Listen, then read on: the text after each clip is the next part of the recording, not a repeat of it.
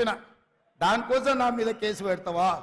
ఆ కేసులకు భయపడతానా? నేను 20 ఏళ్ల నుంచి ఎన్నో ఒడిదుడుకులను చూసినా, ఎన్నో ఆటుపోట్లను చూసినా. ఇవాళ మీరు అనుకుంటుండేమో గుజరాత్ నుంచి వచ్చి తెలంగాణ మీద పెత్తనం చేస్తామని. అందుకే 4 కోట్ల తెలంగాణ ప్రజలకు, మా 50 లక్షల నిరుద్యోగ యువకులకు నేను విజ్ఞప్తి చేస్తున్నా. ఇది తెలంగాణ పౌరుషానికి, గుజరాత్ ఆధిపత్యానికి ఈ ఎన్నికల్లో పోటీ. చూద్దాం తెలంగాణ పౌరుషం గెలుస్తుందో, గుజరాత్ ఆధిపత్యం గెలుస్తుందో నేను చూస్తా. మా రాష్ట్రం నుంచి వచ్చి, నా రాష్ట్రానికి వచ్చి, నా రాష్ట్ర నడిగడ్డ మీద నిలబడి ఈ రాష్ట్ర ముఖ్యమంత్రిని బెదిరిస్తున్నావంటే తెలంగాణ సమాజం ఎడ్డిదో గుడ్డిదో కాదు. నువ్వు భయపడితే భయపడడానికి ఇక్కడ ఎవరు అమాయకులు లేరు. ఖబర్దార్ ప్రధానమంత్రి గారు, మీరు అనుకుంటుందేమో తెలంగాణ గడ్డ మీదకి గుజరాత్ నుంచి వచ్చి బెదిరిస్తామని. ఇది నా ఊరు, ఇది నా ప్రాంతం. నా ఊరుకొచ్చి నన్నే బెదిరిస్తావా?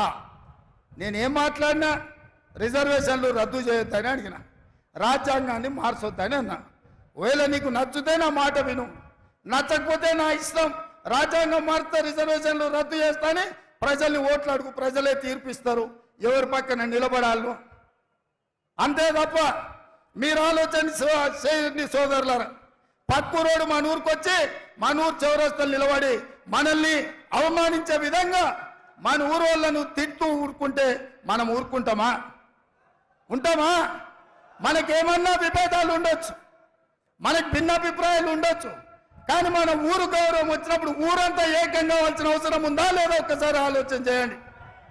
ఇవాళ నన్ను 1 తారీఖు నాడు అంటే ఇవాళ ఢిల్లీలో పోలీస్ స్టేషన్లో హాజరుగామని హుకుం జారీ చేసిన అమిత్ షా గారు. ఏం దౌర్జన్యమా ఇది?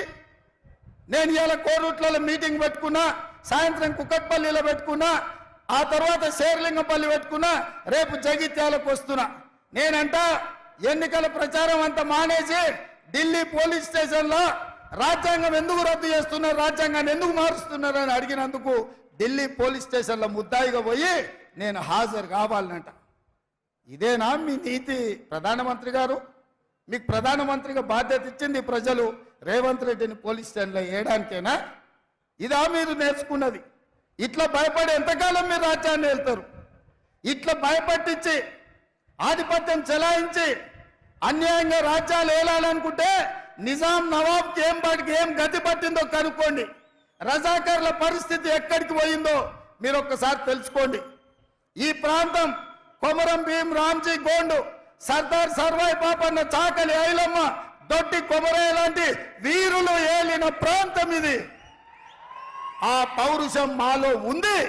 మీరు భయపెడితే భయపడడానికి ఈడ ఎవరు సిద్ధంగా లేరు.